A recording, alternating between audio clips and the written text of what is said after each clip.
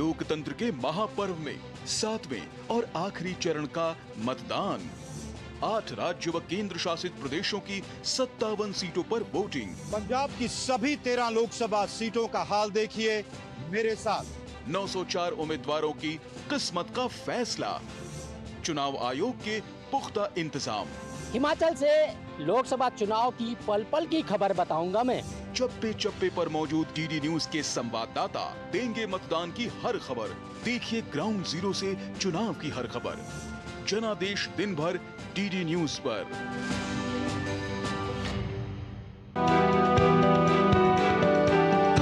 चुनावी माहौल क्या चल रहा है मनोज? किसकी सरकार बन रही है? ये इस बार मुझे लग रहा है मोदी जी हैट्रिक बना रहे हैं। पर मुझे तो लगता है गठबंधन की बन सकती है। हाँ, ये हो सकता है। देखो अब ये तो 4 जून को ही पता चलेगा हमें कि भाई कौन जीतेगा। सही कह रहे हो तुम। कहाँ देखें चुनाव के नतीजे? देखिए सबसे सटीक, सबसे भरोसेमंद नतीजे 4 जून को सिर्फ डीडी न्यूज पर।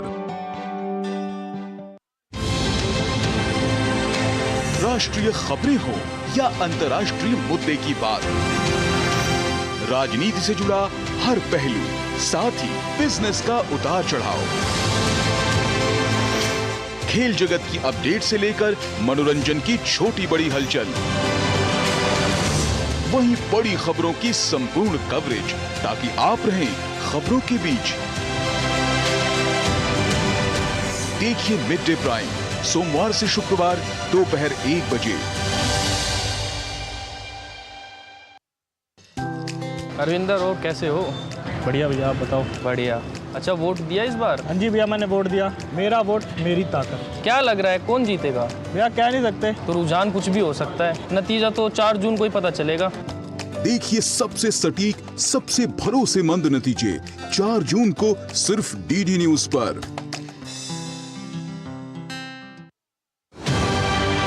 अंतिम पड़ाव में पहुंचा आम चुनाव।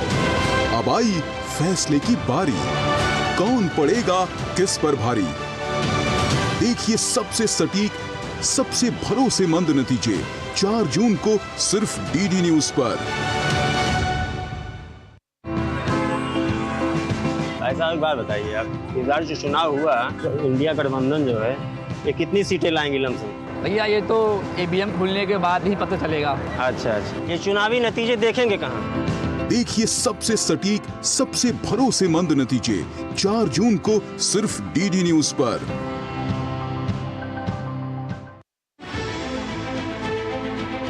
सियासी बिसात पर राजनीति का गुणाभार, गठबंधन की सियासत, बदलते रिश्ते, नेताओं की बयानबाजी। देखिए 24 की चुनौती दिन भर सिर्फ डीडी न्यूज पर।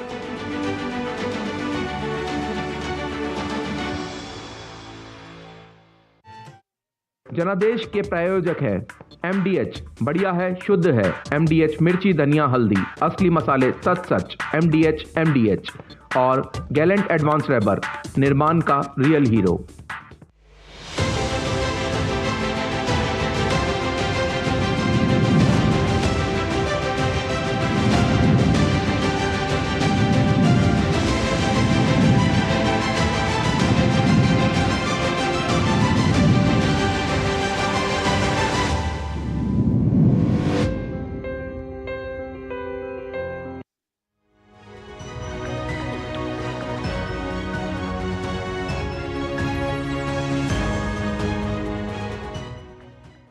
कार्यक्रम जनादेश में आप सभी का बहुत बहुत स्वागत है। मैं हूं आपके साथ आरेंद्र। जनादेश यानी लोकसभा चुनाव की स्पष्ट और निष्पक्ष खबरें। 6 चरणों के मतदान के बाद कुल 543 लोकसभा सीटों में से 486 लोकसभा सीटों पर मतदान पूरा हो चुका है। वहीं कल 7वें और अंतिम चरण का मतदान होना है। 7वें चरण में प्रधानमंत्री नरेंद्र मोदी समेत कई केंद्रीय मंत्री और विपक्ष के दिग्गज नेताओं की किस्मत का भी फैसला होना है। तो आइए शुरू करते हैं अपना खास कार्यक्रम जनादेश, लेकिन सबसे पहले नजर इस वक्त की चुनावी सुर्खियों पर।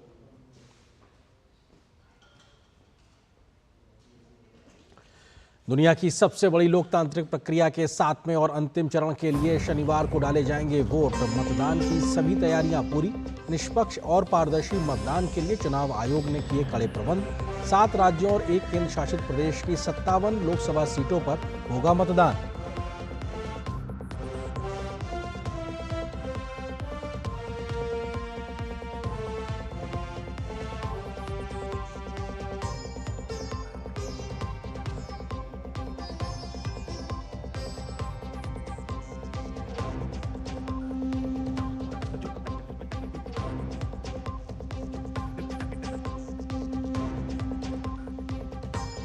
सातवें और अंतिम चरण के मतदान में कई दिग्गजों की किस्मत का होगा फैसला। प्रधानमंत्री नरेंद्र मोदी वाराणसी से तीसरी बार मैदान में, वहीं अनुराग सिंह ठाकुर, रविशंकर प्रसाद, अनुप्रिया पटेल, चरणजीत सिंह चन्नी, मनीष तिवारी और अभिषेक बनर्जी भी इस चरण में ठोक रहे हैं अपनी ताल।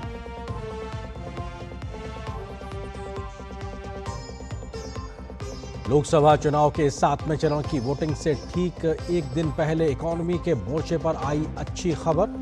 वर्ष 2023-24 में भारत की विकास दर 8.2% पहुंची। चौथी तिमाही में जीडीपी ग्रोथ रेट रही 7.8%।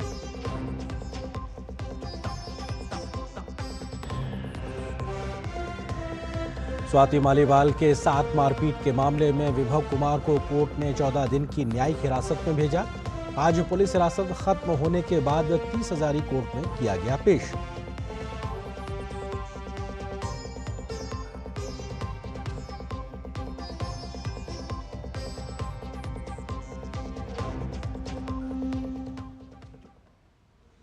लोकसभा चुनाव के 7वें और आखिरी चरण की 57 लोकसभा सीटों पर शनिवार को वोट डाले जाएंगे।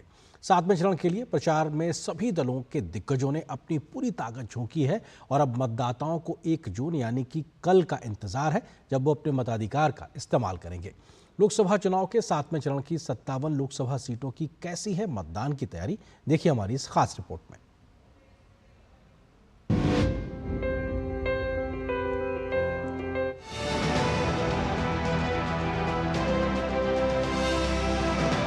लोकसभा चुनाव के 7वें और अंतिम चरण की 57 सीटों पर 1 जून को होने वाले मतदान की तैयारियां पूरी हो चुकी हैं। पोलिंग पार्टियों का लोकतंत्र के उत्सव में पूरे उत्साह के साथ अपने अपने मतदान केंद्रों पर पहुंचने का सिलसिला जारी है। 7वें चरण में 10 करोड़ 6 लाख से ज्यादा मतदाताओं के लिए 1,09,000 मतदान केंद्र बनाए गए हैं। निष्पक्ष और पारदर्शी मतदान के लिए चुनाव आयोग ने पुख्ता बंदोबस्त किए हैं।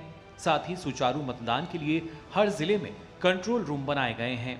चुनाव आयोग ने खास तौर पर मतदान केंद्रों पर भीषण गर्मी से निपटने के लिए सभी तरह के इंतजाम भी किए हैं।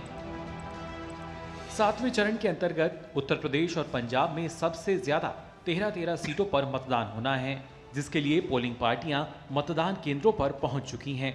वहीं हिमाचल प्रदेश की 4 सीटों पर भी शांतिपूर्ण और निष्पक्ष चुनाव के लिए सभी तैयारियां पूरी कर ली गई हैं। जी बिल्कुल, कल जो हमारा मतदान है 1 जून को हिमाचल प्रदेश में 7वें चरण में, उसके लिए सभी तैयारियां पूर्ण कर ली गई हैं। हमारी पोलिंग पार्टीज लगभग सभी डिस्पैच हो गई हैं।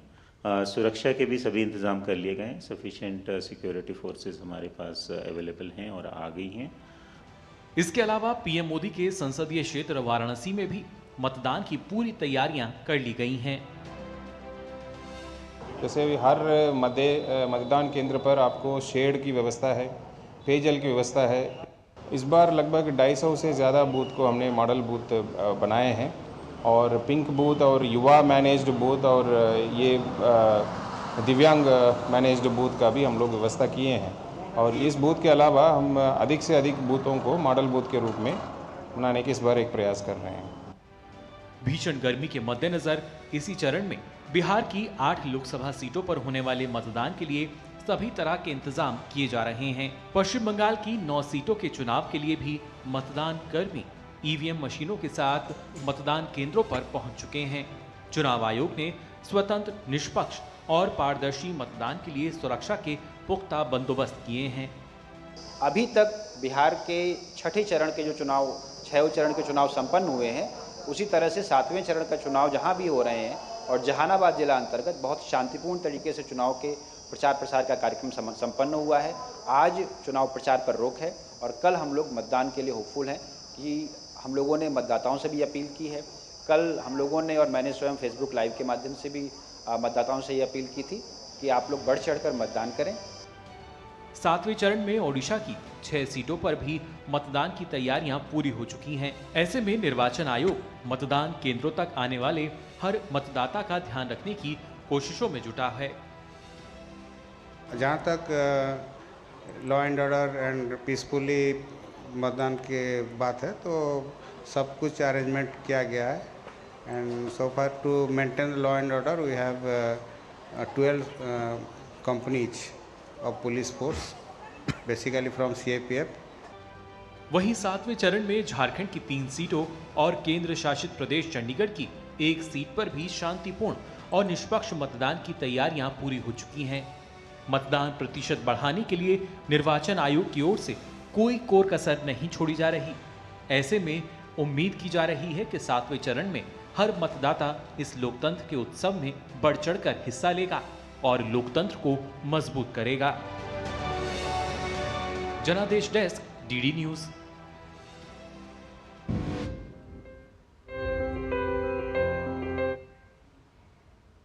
तो देखा आपने किस तरीके से कल के अंतिम चरण 7वें चरण के लिए तमाम जगहों पर मुकम्मल तैयारी कर ली गई है। लेकिन बात अब वाराणसी की करते हैं। पीएम मोदी के संसदीय क्षेत्र वाराणसी में कैसी है मतदान की तैयारियां और क्या कुछ कहना है मतदान कर्मियों का, इसका जायजा लिया हमारे संवाददाता शैलेंद्र मिश्र ने।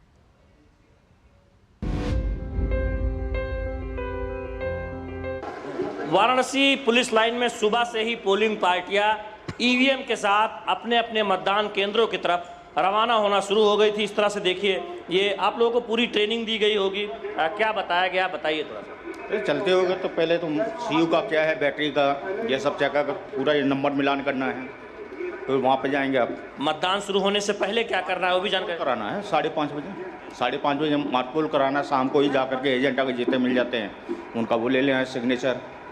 गर्मी बहुत है तो क्या बताया गया है, क्या मेडिकल किट दी गई होगी या बताया गया होगा कि मेडिकल किट ले जाइए, क्या? हाँ मिली तो है सर, लेकिन हम लोग लिए नहीं सर, अभी तो चल रहा है अपने से। बताया गया होगा ना मेडिकल किट? जी जी, तो हम लोग नहीं लिए, अभी अपने स्वस्थ खुद चल जाएगा सर। मेडिकल किट की व्यवस्था है? जी है, सब व्यवस्था है सर। हाँ वहाँ पर है। आप लोग पूरी जिम्मेदारी से जा रहे हैं कि मतदान की प्रक्रिया में अपना कर्तव्य निभाना? एकदम निभाना है सर।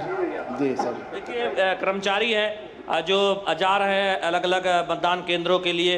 यहाँ पर आप देखें, ये इलेक्ट्रॉनिक वोटिंग मशीन है और उसके साथ जो बाकी साजो सामान दिए जाते हैं ये रवाना किए जा रहे हैं अपने अपने मतदान केंद्रों पर मतदान कर्मियों द्वारा। आप देखें, ये वाराणसी में एक पुलिस लाइन का जगह है जहाँ पर हम देख रहे हैं कि पोलिंग पर्सनल यानी पोलिंग कर्मी रवाना हो रहे हैं अपने अपने मतदान केंद्रों पर ईवीएम के साथ। कैमरामैन सौरभ शुक्ल के साथ शैलेंद्र मिश्र, DD news, Varanasi.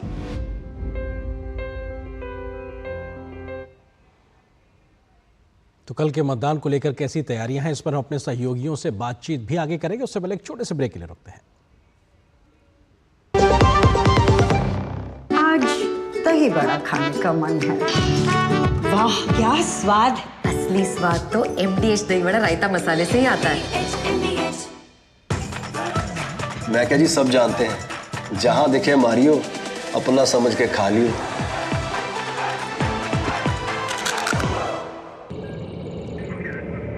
Curiosity can take you to some out of the world places. Took me to the moon today. Curious about this place? Scan this QR code before I take it off with my Seat tires.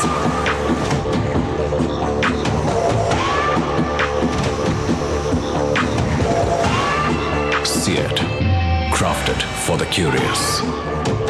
Doctor ortho oil के regular massage से joint healthy रहते हैं, और अगर problem बहुत पुरानी है तो डॉक्टर ऑर्थो कैप्सूल्स साथ लेना ना भूलें। अब दर्द भी घुटने टेकेगा। जिन्होंने यूज किया है वो जानते हैं असली हींग का स्वाद। MDH सुपर हींग, शुद्धता का असली तड़का। MDH। और इस समय एक बड़ी खबर उत्तर प्रदेश के मिर्जापुर से आ रही है। मिर्जापुर में चुनावी ड्यूटी के दौरान हीट स्ट्रोक की वजह से 13 लोगों की मौत की खबर आ रही है। अपने आप में बेहद दुखद है, क्योंकि जिम्मेदारी निभाते समय चुनाव ड्यूटी के दौरान हीट स्ट्रोक की वजह से 13 लोगों की मृत्यु की खबर मिर्जापुर से आ रही है। ये अपने आप में थोड़ा परेशान करती है, क्योंकि इतना बड़ा चुनाव है, लेकिन मौसम की मार को लेके लगातार कहा जा रहा है कि अपने आप को डिहाइड्रेट होने से बचाना है, अपने आप को पानी पीते रहना है। लेकिन बावजूद इसके तमाम कोशिशें की जा रही हैं, लेकिन जिम्मेदारी का निर्वहन करते हुए 13 मतदान कर्मियों की मृत्यु की खबर आ रही है। हमारे सहयोगी रामेंद्र सिंह इस खबर पर अधिक जानकारी के साथ जुड़ रहे हैं। रामेंद्र, इस खबर को थोड़ा विस्तार से बताइए, और क्या वजह सिर्फ हीट स्ट्रोक की है या कुछ और वजह भी अभी निकल के आ रही है? नहीं, बेसिकली कर्मचारी थे जिनको चुनाव ड्यूटी पर लगाए गए थे, उनमें एक चकबंदी अधिकारी थे क्लर्क थे, साथ होमगार्ड थे, सफाई कर्मी थे, तो इनको लगाया गया था क्योंकि मिर्जापुर ऐसा क्षेत्र है कि जो पहाड़ी वाला एरिया है वहाँ टेम्परेचर थोड़ा ज्यादा बढ़ता है। अगर आप पानी नहीं पी रहे हैं, आप डिहाइड्रेशन का शिकार हैं, तो वहाँ दिक्कतें होती है। तो गर्मी बहुत है, तो अभी तक जो मूल कारण निकल करके आए वो यही है कि डिहाइड्रेशन के कारण और गर्मी के कारण, हीट स्ट्रोक के कारण ये डेथ हुई है। पोस्टमार्टम के बाद तमाम चीजें सामने आएंगी कि जो लोग डेथ हुई उनमें क्या है, लेकिन शुरुआती दौर में यही है कि हीट स्ट्रोक से इन लोगों की डेथ हुई है। प्रशासनिक अधिकारी वहां पहुंच गए, 13 लोगों की डेथ हो गई है और कई लोग एडमिट है अस्पताल में, जिसकी चिकित्सा की जा रही है। उम्मीद भगवान से ये मनाया जाए कि कोई और नुकसान न हो, क्योंकि चुनाव चलते रहेंगे, लोगों की जिन परिवारों के लोग हैं उनकी जिम्मेदारी इन पर है। तो ऐसी स्थितियां ना आए, क्योंकि होमगार्ड वगैरह बहुत सारा होता है कि जो पुलिस डिपो में और संसाधन में चुनाव से भेजे जाते हैं, तो पानी के हालांकि प्रशासन ने व्यवस्था किया था कि निकाल दिया जाए, पानी की बोतल साथ लेके चले।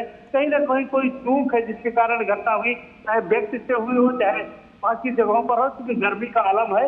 तो गर्मी पूरे मिर्जापुर से लेकर सोनभद्र तक का जो पठारी एरिया है वहाँ गर्मी ज्यादा होती है, तो ये दुष्परिणाम उसका सामने आया है। रामेंद्र, क्या ये तमाम जो 13 जो कर्मी हैं, क्या एक ही पोलिंग बूथ के लिए जिम्मेदारी उनको दी गई थी, वहाँ की घटना है, या फिर मिर्ज़ापुर ज़िले के अलग अलग पोलिंग बूथ के लिए अलग अलग जगहों पे निभा रहे, जिम्मेदारी कर रहे मतदान कर्मियों के साथ में ये एक तरीके से हादसा हुआ है? नहीं, ये अलग अलग जगहों के कर्मचारी हैं, जैसे सेक्टर अधिकारी हैं, जैसे चकबंदी अधिकारी हैं, होमगार्ड हैं, सफाई कर्मी, तो अलग अलग सेक्टर के हैं। लेकिन ये मूल रूप से जब गर्मी लगी और वहां से रेफर किया गया तो 8 लोगों की डेथ की तो पुष्टि कर दी जिला प्रशासन ने, तो इसकी भी थोड़ी बहुत देर बाद तो पुष्टि कर देगा। तो इन सब की मंडलीय चिकित्सालय में चिकित्सा के दौरान डेथ हुई है। कुछ हीट स्ट्रोक इतना था कि वहीं से डेथ हो गया, कुछ चोरी हुई यहाँ से। अलग अलग जगहों के लोग हैं, जिसमें 7 होमगार्ड है, एक चकबंदी अधिकारी है, 3 सफाई कर्मी है और एक अभी अज्ञात है जिसकी पुष्टि नहीं हो पाई कि ये कौन है। तो इस तरीके से 13 लोगों की डेथ होगी और लगभग इतने ही लोग एडमिट है अभी चिकित्सालय में जो हीट स्ट्रोक का, तो वही उनकी चिकित्सा चल रही है। रामेंद्र, जिला प्रशासन की ओर से कोई अधिकृत बयान आया हो उसके बारे में, और दूसरा जिन जगहों पर इन मतदान कर्मियों की ड्यूटी थी उसके लिए निश्चित तौर से एक अल्टरनेट व्यवस्था भी प्रशासन पहले से तैयार रखता है कि अगर प्लान ए नहीं तो प्लान बी, क्योंकि प्रक्रिया सुचारू रूप से आगे चले। लेकिन अब गर्मी इतनी है तो उसकी व्यवस्था का ध्यान रखा जाए, आगे कोई दुखद घटना ना हो, इसको लेकर क्या कुछ अलग पुख्ता नए इंतजाम को लेकर प्रशासन आगे बढ़ रहा है?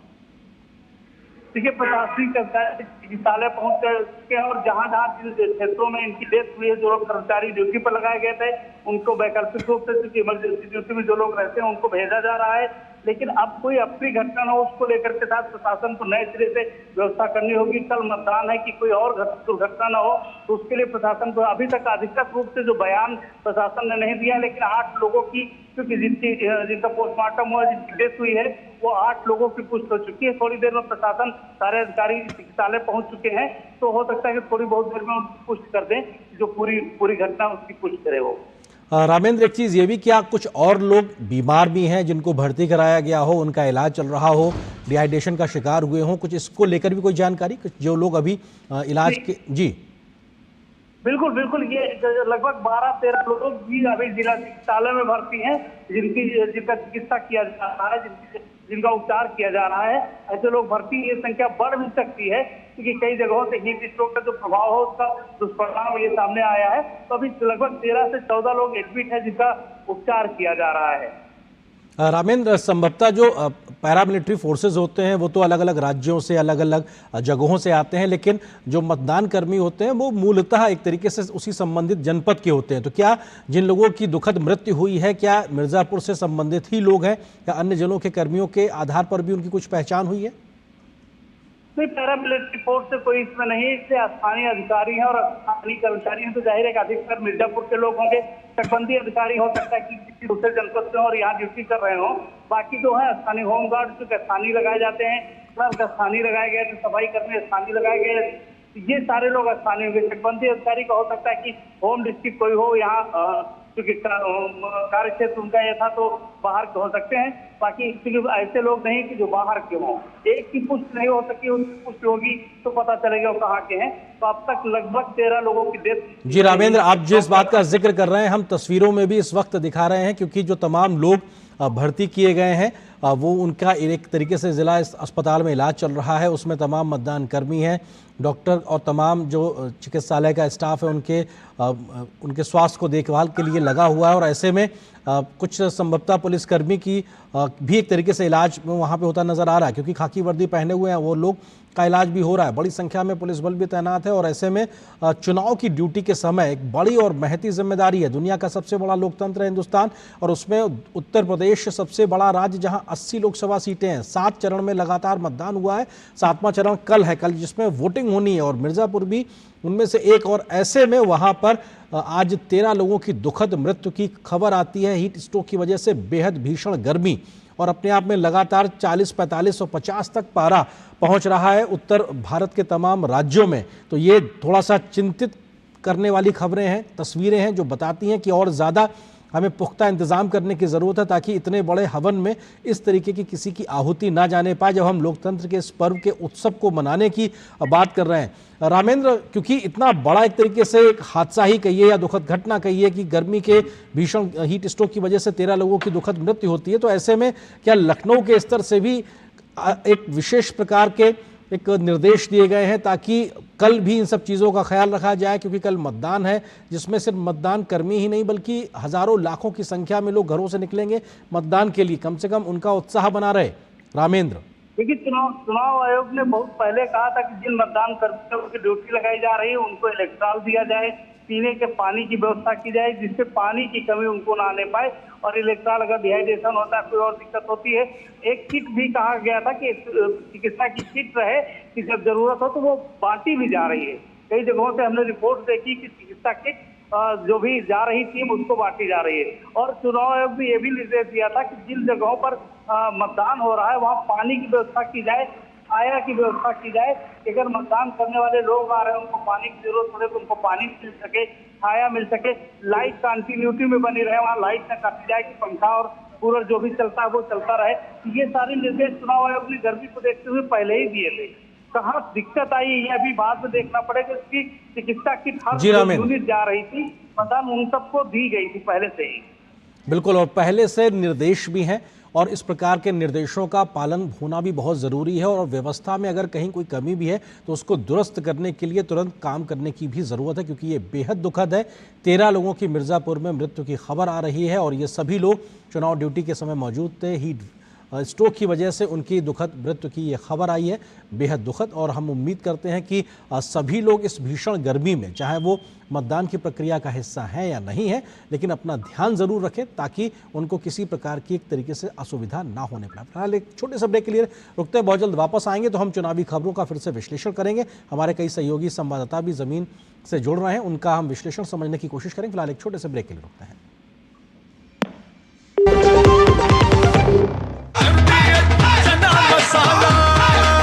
अब छोलिया हो या लोबिया, सफेद चने या काले चने, सब कुछ मजेदार बने। तेरी होने वाली मदर इन लॉ कुछ ज्यादा ही ट्रेडिशनल है। ट्रेडिशनल लोग ज्यादा इमोशनल होते हैं। तो भाई साहब, अब कोई किसी की लाइफ में आग नहीं लगा पाएगा। समर कूल, जो हर दिल करे कबूल। गोल्डी छोले मसाले, जहाँ जाए रिश्ते बनाए, जहाँ जाए रिश्ते बनाए। गोल्डी मसाले स्वाद से सबको दीवाना कर दे, दीवाना कर दे। पता का चाय, गजब का स्वाद।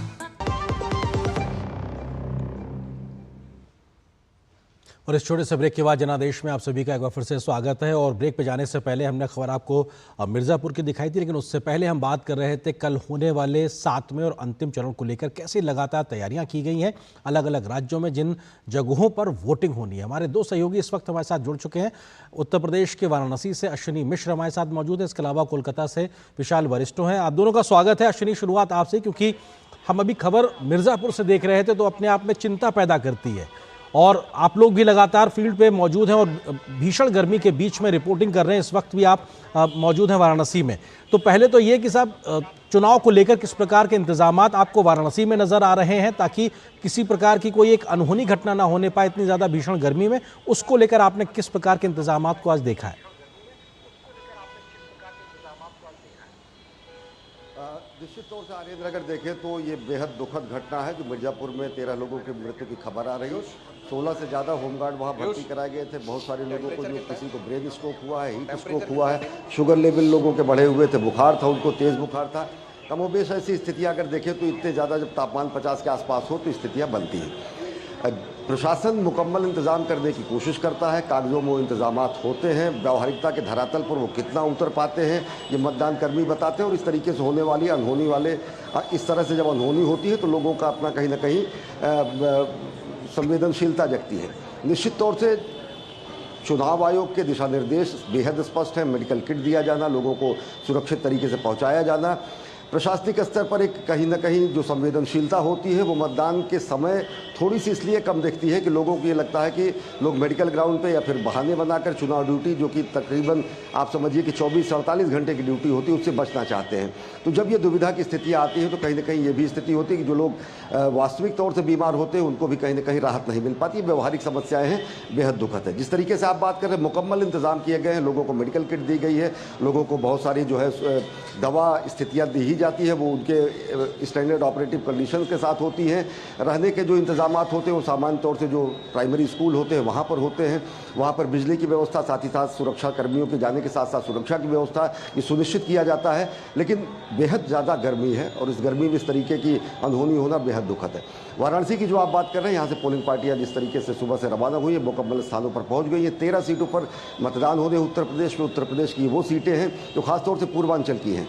इनमें प्रधानमंत्री नरेंद्र मोदी की वाराणसी सीट से जुड़ी हुई सीटें चंदौली, मिर्जापुर और रॉबर्ट्सगंज हैं। और अगर देखें तो योगी आदित्यनाथ के जो कार्यक्षेत्र है गोरखपुर, उससे जुड़ी हुई सीटें जो हैं सलेमपुर, देवरिया, महाराजगंज, बांसगांव और ये सीटें हैं। निश्चित तौर से बेहद सबकी नज़र है इन सीटों पर। दिलचस्प चुनावी आंकड़े हैं।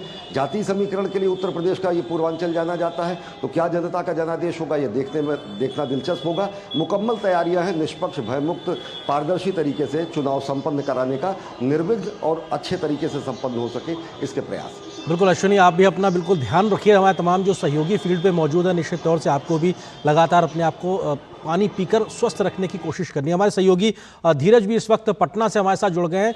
धीरज, अगर बिहार की बात की जाए तो इस अंतिम चरण में 8 सीटों पर मतदान होना है। भोजपुर और तरीके से मगध का इलाका है।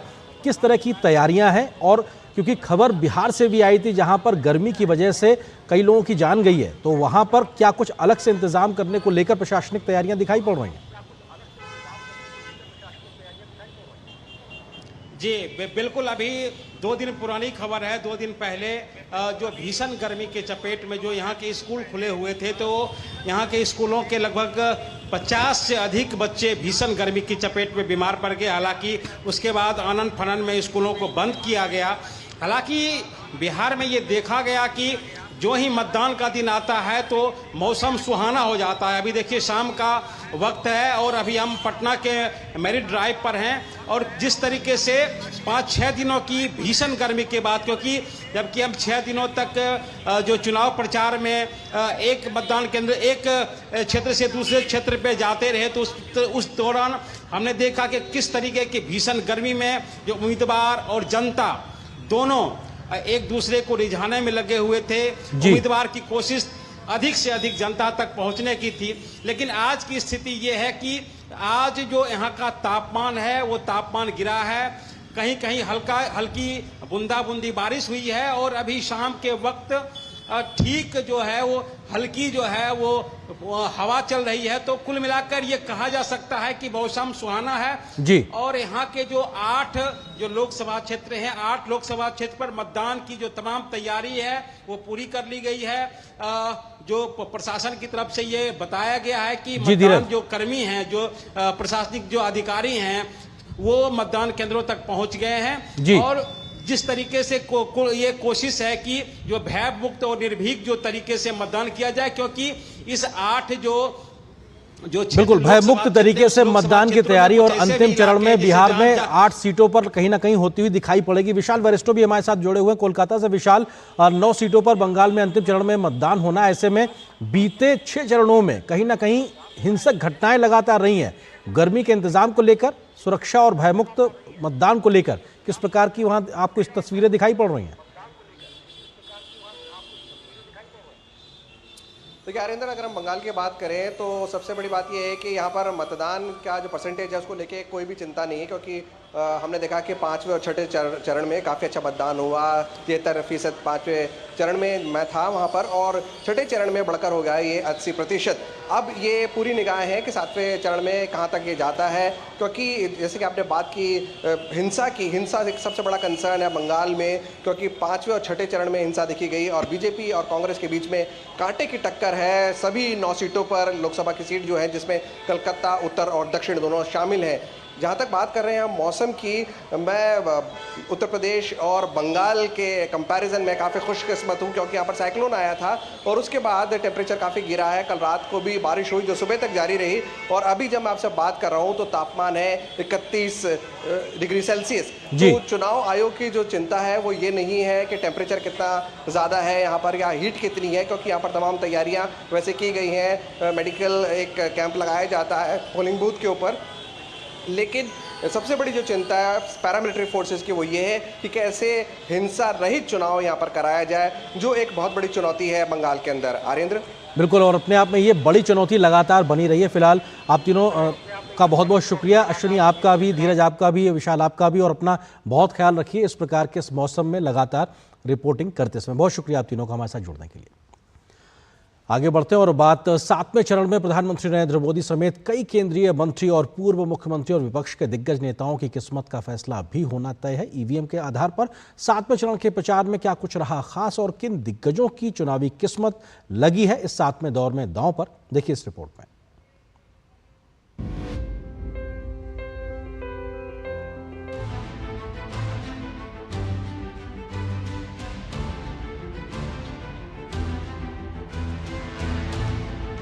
दुनिया के सबसे बड़े लोकतंत्र का सबसे बड़ा महापर्व अब अपने अंतिम पड़ाव पर आ पहुंचा है। लोकसभा चुनाव के 7वें और आखिरी चरण के लिए विभिन्न दलों के नेता जोर आजमाइश करते नजर आए। खास तौर पर इस चरण के लिए दिग्गज नेताओं के बीच आरोप प्रत्यारोप के साथ साथ ढेरों वादों का दौर भी चलता दिखाई दिया।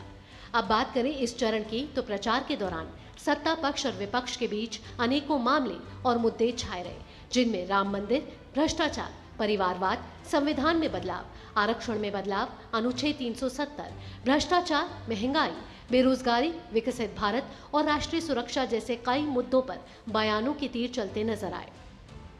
अब 7वें और अंतिम चरण पर नजर डालें तो इस चरण की 57 सीटों पर मतदान होना है, जिसमें से 41 सामान्य, 13 अनुसूचित जाति और 3 अनुसूचित जनजाति के लिए सुरक्षित है। वहीं इस चरण में 7 राज्यों और 1 केंद्र शासित प्रदेश में मतदान होना है, जिसके लिए 904 उम्मीदवार चुनाव मैदान में हैं, जिसमें 809 पुरुष उम्मीदवार और 95 महिला उम्मीदवार शामिल हैं। इस बीच 1 जून को जिन 57 सीटों पर मतदान होना है, उनमें उत्तर प्रदेश की 13, पंजाब की 13, पश्चिम बंगाल की 9, बिहार की 8, उड़ीसा की 6, हिमाचल प्रदेश की 4, झारखंड की 3 सीटों के अलावा चंडीगढ़ की एकमात्र संसदीय सीट पर चुनाव करवाए जाएंगे। दूसरी तरफ नजर डालें तो 7वें चरण में प्रधानमंत्री नरेंद्र मोदी समेत कई केंद्रीय मंत्री, पूर्व मुख्यमंत्री और विपक्ष के दिग्गज नेता चुनावी मैदान में किस्मत आजमा रहे हैं।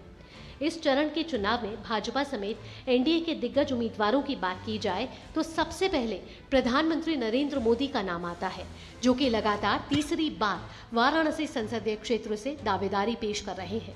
इसके अलावा हमीरपुर से केंद्रीय मंत्री अनुराग सिंह ठाकुर, पटना साहिब से रविशंकर प्रसाद, पाटलिपुत्र से रामकृपाल यादव, मिर्जापुर से अनुप्रिया पटेल, आरा से आर.के. सिंह, चंदौली से डॉक्टर महेंद्र नाथ पांडे, पटियाला से परनीत कौर, गोरखपुर से रवि किशन, काराकाट से उपेंद्र कुशवाहा, बालासोर से प्रताप चंद्र सारंगी, गोड्डा से निशिकांत दुबे, मंडी लोकसभा सीट से कंगना रणौत और अमृतसर से तरनजीत सिंह संधू चुनावी मैदान में है।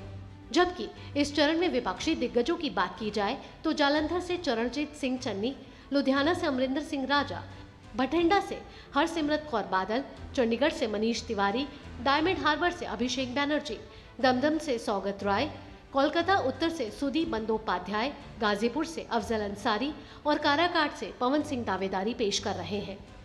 अगर बात की जाए 2019 के चुनावी नतीजों की तो 7वें चरण की इन 57 सीटों पर भाजपा ने शानदार प्रदर्शन करते हुए 25 सीटों पर जीत हासिल की थी, जबकि टीएमसी को 9 सीट, कांग्रेस को 8, बीजेडी को 4, जेडीयू को 3 सीटों पर जीत मिली थी। वहीं बसपा को 2, शिरोमणि अकाली दल को 2, अपना दल सोनेलाल को 2, झारखंड मुक्ति मोर्चा को 1 और आम आदमी पार्टी को 1 सीट पर जीत मिली थी। 7वें और अंतिम चरण की 57 सीटों पर 1 जून को मतदान के साथ ही देश में आम चुनाव संपन्न हो जाएगा। बहरहाल आम चुनाव के पहले 6 चरणों की बात की जाए तो लगभग 65.54 मतदान प्रतिशत दर्ज किया गया है, जहां छठे चरण में 63.37% मतदान दर्ज किया गया, तो वहीं 5वें चरण में 62.2% वोटिंग हुई। इसके अलावा चौथे चरण में 69.16% मतदान हुआ, जबकि तीसरे चरण में मतदान 65.69% रहा। दूसरे चरण में 66.71% मतदान दर्ज किया गया, जबकि पहले चरण में 66.14 वोटिंग हुई थी। बहरहाल प्रचार अभियान में सभी दलों ने अपनी पूरी ताकत झोंक दी है। ऐसे में ये देखना दिलचस्प होगा कि किसके सिर जीत का सेहरा बंधेगा। यह 4 जून को मतगणना के बाद ही पता चलेगा। जनादेश desk, DD news.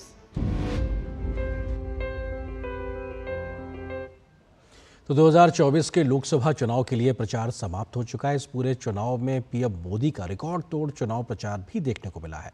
PM Modi ने देश में चुनाव के ऐलान के बाद से करीब 2 महीने के दौरान 206 रैलियां और रोड शो किए हैं।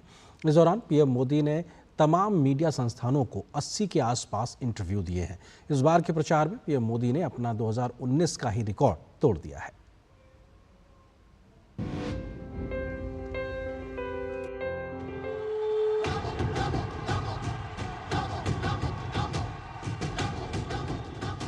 अप्रैल मई की भीषण गर्मी और लोकतंत्र के सबसे बड़े चुनावी उत्सव के बीच 30 मई को शाम को चुनाव प्रचार थम गया। बड़ी बड़ी रैलियों, चुनावी सभाओं और रोड शो का समापन हो गया। 16 मार्च को चुनाव आयोग की तरफ से लोकसभा चुनाव की घोषणा के साथ ही आचार संहिता लागू हो गई थी। ऐसे में सभी राजनीतिक दलों ने अपनी पार्टी के पक्ष में चुनाव प्रचार के लिए पूरी ताकत झोंक दी थी।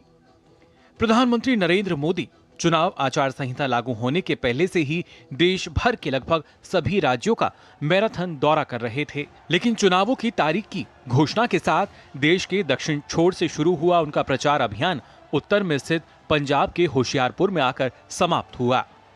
इन चुनावों में पीएम मोदी जमकर चुनाव प्रचार करते दिखे, वो भी इतना कि उन्होंने अपना 2019 का ही रिकॉर्ड तोड़ दिया। खास बात यह है कि 16 मार्च को आम चुनाव की घोषणा के बाद प्रधानमंत्री नरेंद्र मोदी ने देश भर में 206 रैलियां, इवेंट और रोड शो किए, जिनमें विभिन्न राज्यों में 20 रोड शो भी शामिल हैं, जिनमें भारी जन सैलाब देखने को मिला।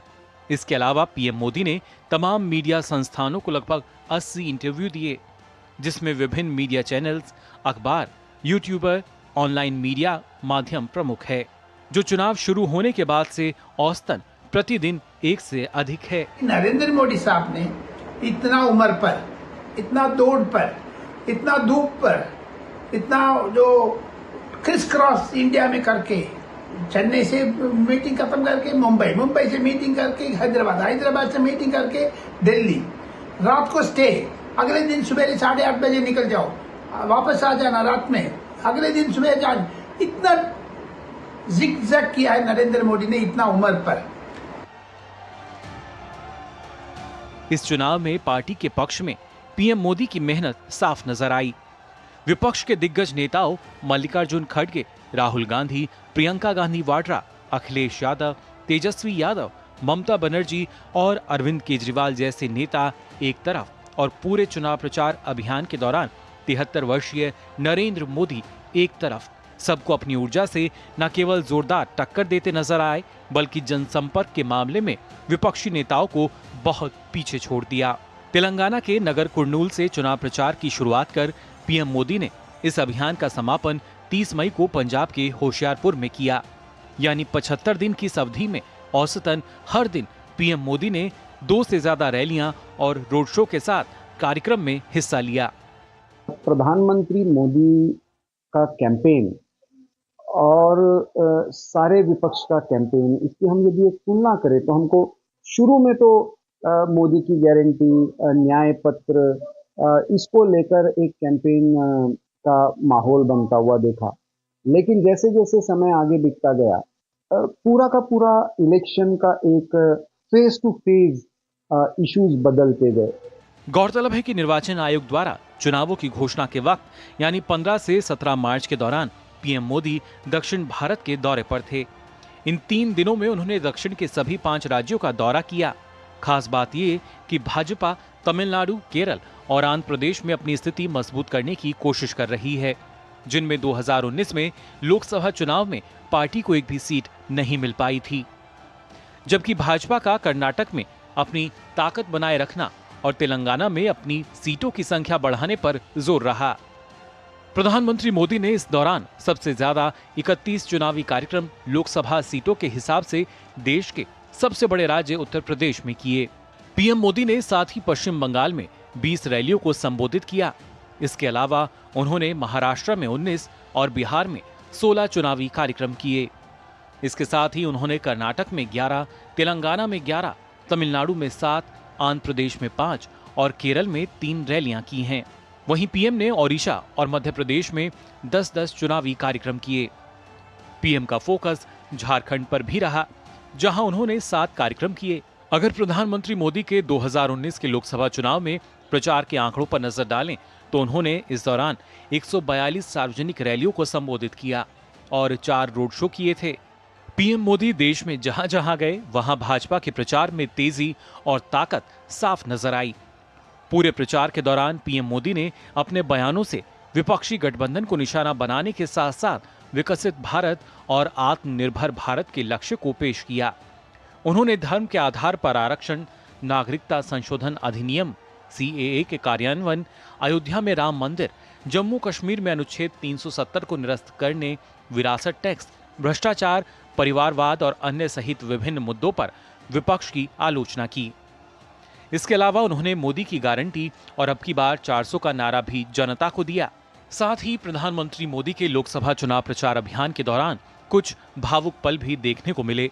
17 अप्रैल को रामनवमी के पावन पर्व पर असम की अपनी रैली के बाद प्रधानमंत्री ने जब अयोध्या में नवनिर्मित राम मंदिर में रामलला के सूर्य तिलक का पल देखा तो वो खुद को भावुक होने से रोक नहीं पाए।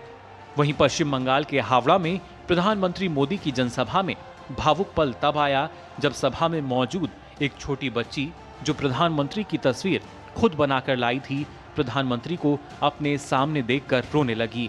प्रधानमंत्री भी तब खुद को भावुक होने से रोक नहीं पाए और अपनी सुरक्षा में लगे जवानों से अपील की उस छोटी बच्ची से वो तस्वीर लेकर मुझ तक पहुंचाएं। जबकि पश्चिम बंगाल के हुगली में जब प्रधानमंत्री मोदी अपनी जनसभा के दौरान बंगाल की अपनी कुछ बहनों से मिले तो वो पल न सिर्फ उन महिलाओं के लिए बल्कि खुद प्रधानमंत्री मोदी के लिए भी अविस्मरणीय रहा होगा। इस दौरान महिलाओं की आंखों में आंसू थे। उधर प्रचार अभियान के आखिरी दिनों में प्रधानमंत्री मोदी की ओडिशा की जनसभा में एक पल ऐसा आया जो सबको भावुक कर गया। इस सभा में एक बुजुर्ग महिला कमला मोहराना से उन्होंने मुलाकात की, तभी वह उनके पैर छूने को झुकी, लेकिन पीएम ने उन्हें रोका और फिर घुटनों पर बैठकर उनके पैर छूकर आशीर्वाद लिया। जनादेश desk, DD news.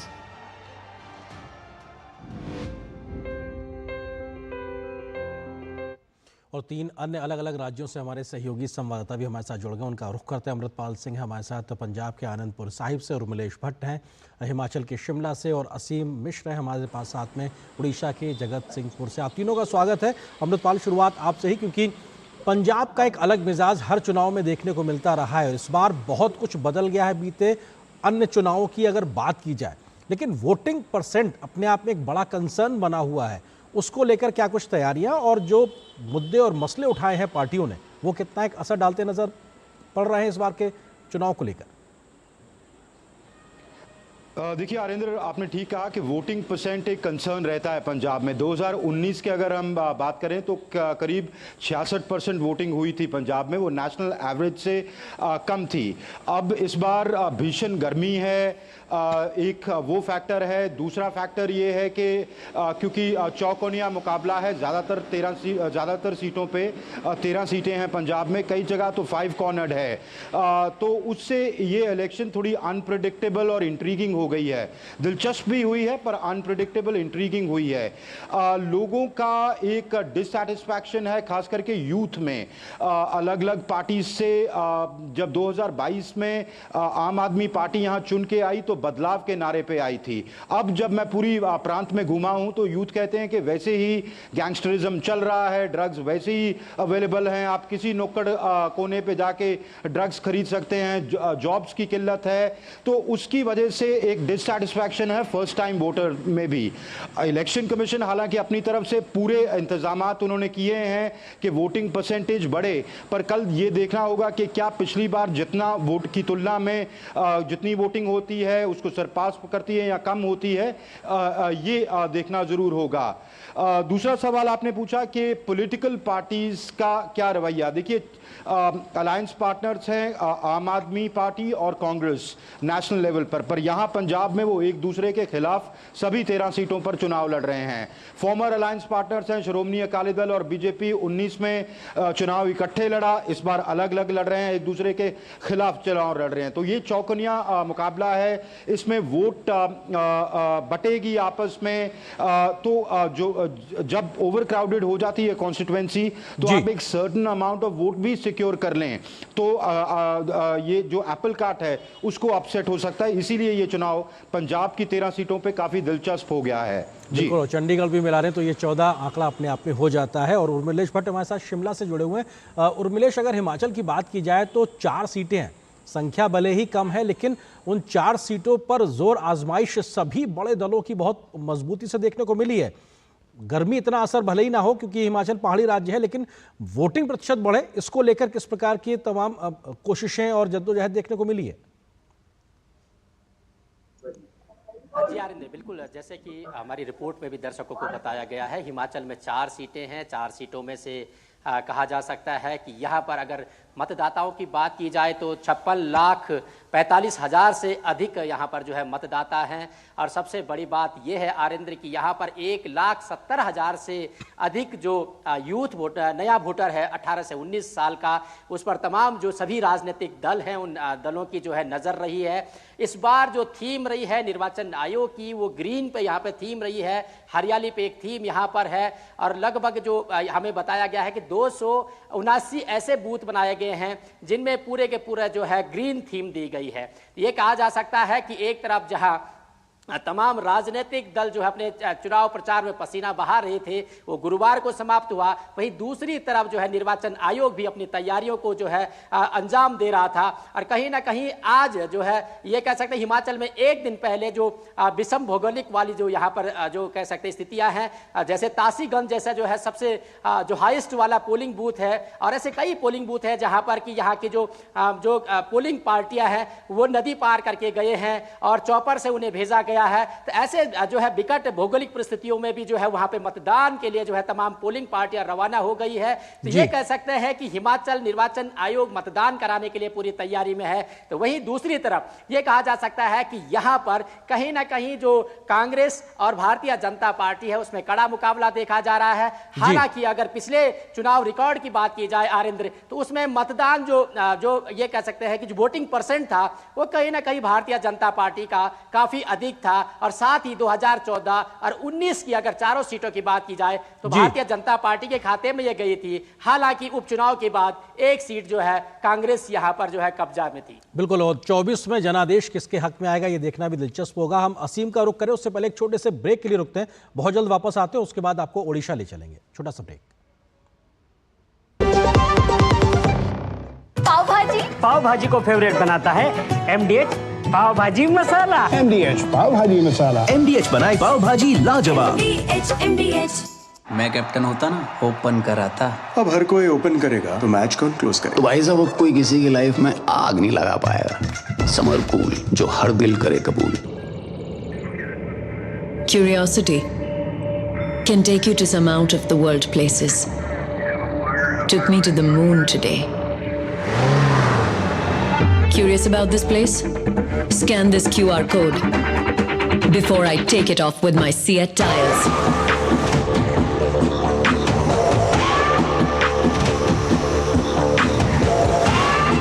Seat, crafted for the curious. स्वाद से सबको दीवाना कर दे, दीवाना कर दे। पता का चाय, गजब का स्वाद। घुटना, कंधा या कमर, चाहे जैसा हो दर्द, डॉक्टर ऑर्थो आपको देता है दर्द से पूरी आजादी। ये कोई टेम्पररी पेन किलर नहीं, आयुर्वेदिक औषधि है। आधे बाउल दही में 4 चम्मच MDH चटनी पुदीना मसाला डाला, स्टर करो, पुदीना चटनी तैयार। MDH चटनी पुदीना मसाला।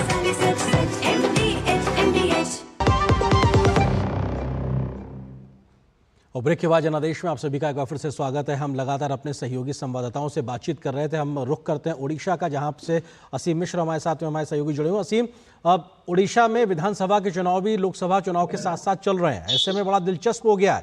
और कौन से अहम मसले और मुद्दे हैं, क्योंकि नवीन बाबू की सेहत भी अपने आप में इस बार चुनावी मुद्दा बन गया है। बिल्कुल आनंद, आपने बिल्कुल सही कहा कि ये जो मुद्दा है सेहत का, वो तो है ही, लेकिन जो सबसे बड़ा मुद्दा है वो पांडियन फैक्टर। इस बात को समझने की जरूरत है। वो इसलिए क्योंकि देखिए यहाँ पे 25 सालों से बीजेडी की सरकार है। 5, 10, 15, 20, 25 सालों से बीजेपी की सरकार है। और आप समझिए, जब हम लोग जब फील्ड में होते हैं तो बहुत तरह की बातें एंटी इनकम्बेंसी के तौर पर हमें सुनने को मिलती है। ठीक वही हालात इस वक्त पूरे उड़ीसा में इस सरकार यानी कि बीजेपी सरकार के खिलाफ लगातार जो है वो एंटी इनकम्बेंसी का माहौल है। और सबसे बड़ा फैक्टर इसमें पांडियन फैक्टर है। वो इसलिए क्योंकि लोगों के मन में और जो चीजें खबरें आ रही हैं सन के, उसमें ये बात साफ तौर पर समझ में आ रही है कि लोग वोट कर रहे हैं बीजेडी को, लोग वोट कर रहे हैं नवीन पटनायक को, लेकिन सरकार पांडियन चल रही है जी। ये एक नैरेटिव हुआ है और इस नैरेटिव को लोगों ने समझा, जाना, और लोगों ने कहा कि भाई अगर मैं वोट बीजेडी को दे रहा हूं तो ये पांडियन कौन है, ये पांडियन कैसे इस सरकार को चला सकता है। तो ये एक बहुत बड़ा फैक्टर है। इसलिए आर्यन, ओडिशा की जनता ने, क्योंकि मेरी बहुत से लोगों से बातचीत हुई है, मैंने बहुत सारी रैलियों को कवर किया, सभी कह रहे हैं कि इस बार हमें परिवर्तन चाहिए। 25 साल का जो अंतराल होता है वो बहुत बड़ा अंतराल होता है। और सबसे बड़ा इसका बेनिफिशियरी कौन होगा, ये सबसे महत्वपूर्ण है। अगर जनता चाह रही है कि परिवर्तन करें तो उसके पास जो दूसरा सबसे अहम और सबसे जो दूसरा विकल्प है वो बीजेपी है, भारतीय जनता पार्टी। और इसी बात को समझते हुए बीजेपी इस बार, चाहे वो लोकसभा की बात हो या फिर विधानसभा चुनाव की बात हो, लगातार एग्रेसिव कैंपेनिंग की है। तमाम विधानसभा क्षेत्रों में, तमाम लोकसभा क्षेत्रों में पीएम की कल ही परसों की मैंने बात कहूं 3 रैलियां हुई। मैं इस वक्त जगत सिंहपुर में हूं आर्यन, और ये तटीय उड़ीसा का इलाका है। यहाँ पे कुल 6 लोकसभा की सीटें हैं। बीजेपी की कोशिश है क्योंकि 2019 के चुनाव में इन 6 सीटों में से 4 सीटें बीजेडी के खाते में गई थी और सिर्फ 2 सीटें बीजेपी के खाते में आई थी। इस बार बीजेपी की कोशिश है कि ये 6 के छोटे जो सीटें हैं तटीय उड़ीसा की, बिल्कुल बीजेपी पूरी कोशिशें हैं, लेकिन जनादेश किसके हक में जाएगा असीम देखना दिलचस्प होगा। बहुत बहुत शुक्रिया आप तीनों का, वक्त इतनी अनुमति दे रहा है। अमृतपाल आपका, उर्वलेश आपका और असीम आपका, तीनों का शुक्रिया। फिलहाल यहाँ पर एक छोटे से ब्रेक के लिए रुकते हैं, बहुत जल्द हाजिर होते हैं। MDH का किचन किंग किचन में हो तो हम सब कुछ बना सकते हैं। बैंगन का भरता, आलू गोभी, भिंडी मसाला और भी बहुत कुछ। MDH गोल्डी छोले मसाले, जहाँ जाए रिश्ते बनाए, जहाँ जाए रिश्ते बनाए, गोल्डी मसाले। Curiosity can take you to some out of the world places. Took me to the moon today. Curious about this place? Scan this QR code before I take it off with my Seat tires.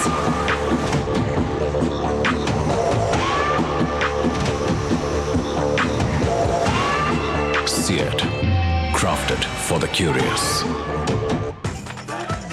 मैं क्या जी, सब जानते हैं, जहां दिखे Mario, अपना समझ के खा लियो।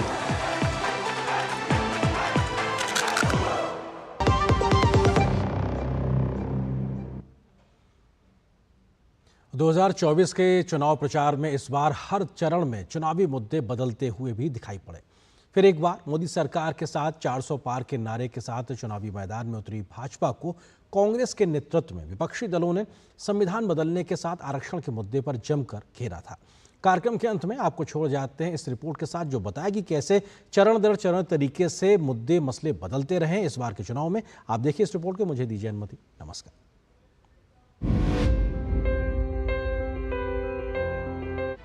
लोकसभा चुनाव अब अपने अंतिम पड़ाव पर पहुंच गया है। पहले चरण से लेकर 7वें चरण तक विभिन्न राजनीतिक दलों के बीच सियासी तपिश बढ़ती देखी गई। मोदी गारंटी के साथ 2024 के लोकसभा चुनाव में उतरी भाजपा कदम दर कदम विपक्षी गठबंधन को अनेकों मुद्दों और विवादित बयानों को लेकर घेरती दिखी। लोकसभा चुनाव में इस बार हर चरण में चुनावी मुद्दे बदलते दिखाई दिए। फिर एक बार मोदी सरकार के साथ 400 पार के नारे के साथ चुनावी मैदान में उतरी भाजपा को कांग्रेस के नेतृत्व में विपक्षी दलों ने संविधान बदलने के साथ आरक्षण के मुद्दे पर जमकर घेरा। इन चुनावों में कुछ बड़े मुद्दों पर नजर डालते हैं, जिनको लेकर पक्ष विपक्ष आपस में घमासान करते नजर आए। 2024 के लोकसभा चुनाव में यदि हम मुद्दों की बात करते हैं तो निश्चित रूप से 400 पार मुझे लगता है कि एक कांस्टेंट मुद्दा रहा। उसके साथ साथ मोदी वर्सेस कौन, ये दूसरा एक बिंदु रहा। इंडिया अलायंस ने अपोजिशन पार्टी के यूनिटी की बात शुरू की, उसके अराउंड अपना इलेक्शन कैंपेन बिल्ड करना चाहा, लेकिन उसका मोमेंटम उस तरीके से अपोजिशन यूनिटी का बन नहीं पाया, क्योंकि हर स्टेट में उनके आपस में इक्वेशंस अलग अलग थे। लोकसभा चुनाव में भाजपा प्रधानमंत्री नरेंद्र मोदी को लगातार तीसरी बार प्रधानमंत्री बनाने के फिर एक बार मोदी सरकार के नारे के साथ चुनावी मैदान में उतरी और भाजपा सिर्फ नरेंद्र मोदी के चेहरे को आगे कर वोट मांगती नजर आई। वहीं विपक्ष की तरफ से प्रधानमंत्री का कोई एक ऐसा चेहरा नहीं पेश कर पाना उसकी सबसे बड़ी कमजोरी भी दिखाई दी। इस मुद्दे पर विपक्ष को निशाने पर साधते हुए पीएम मोदी ने 5 साल में विपक्ष की ओर से 5 प्रधानमंत्री बनाए जाने की तैयारी का दावा करते हुए तंज कसा। ऐसे ऐसे चुनाव मुद्दे हैं, बहुत मुस्लिम मुद्दे आए थे, माइनॉरिटीज मुद्दे आए थे, इसके बीच में मणिशंकर ने अनशंट बोल दिया है। And not only that, mister Sam Pitroda has created a controversy on the top of it. 7 phases of Lok Sabha election was very interesting। प्रचार के दौरान मोदी की गारंटी और कांग्रेस की न्याय गारंटी प्रमुख मुद्दा रही। भाजपा मोदी के गारंटी के नारे के साथ चुनाव लड़ती नजर आई। भाजपा ने चुनाव में केंद्र सरकार की योजनाओं के हितग्राहियों को टारगेट कर उनसे सीधा संवाद स्थापित किया। इसके साथ भाजपा ने हर लोकसभा सीट पर मोदी सरकार में उज्ज्वला, आयुष्मान, प्रधानमंत्री आवास योजना, हर घर नल योजना जैसी लोक लुभावन योजनाओं को टारगेट किया और उनके हितग्राहियों से सीधे भाजपा को वोट देने की अपील की। भाजपा अनुच्छेद 370, 3 तलाक और राम मंदिर जैसे मुद्दों को मोदी की गारंटी बताकर वोटर्स को यह विश्वास दिलाने की कोशिश में रही है कि वह जो कहते हैं वो करते हैं। इसके अलावा दक्षिण भारत के लिए किच्चा तिवु, सनातन जैसे मुद्दे भी भाजपा ने खूब उठाए। दूसरी ओर लोकसभा चुनाव में भाजपा ने अपने घोषणा पत्र पर फोकस किया। कांग्रेस ने न्याय गारंटी के साथ हर साल महिलाओं को 1 लाख रुपए देने के साथ बेरोजगारी और महंगाई जैसे मुद्दों पर चुनाव में जोर शोर से उठाने की कोशिश की। इसके साथ चुनाव के अंतिम दौर में कांग्रेस ने हर महीने 8,500 रुपए देने की अपनी योजना को आगे लाकर मोदी की गारंटी को सीधी चुनौती दी। लोकसभा चुनाव में आरक्षण का चुनावी शोर खूब सुनाई दिया। आरजेडी सुप्रीमो लालू प्रसाद यादव का मुस्लिम आरक्षण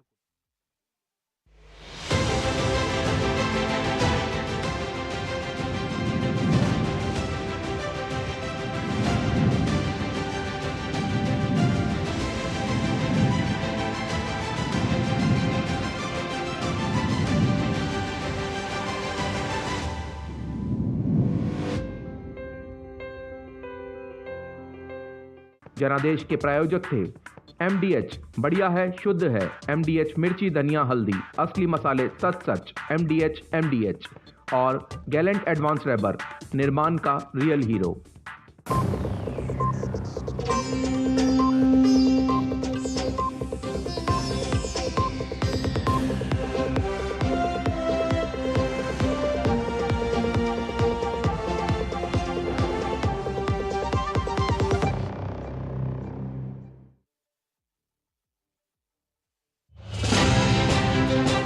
लोकतंत्र के महापर्व में 7वें और आखिरी चरण का मतदान।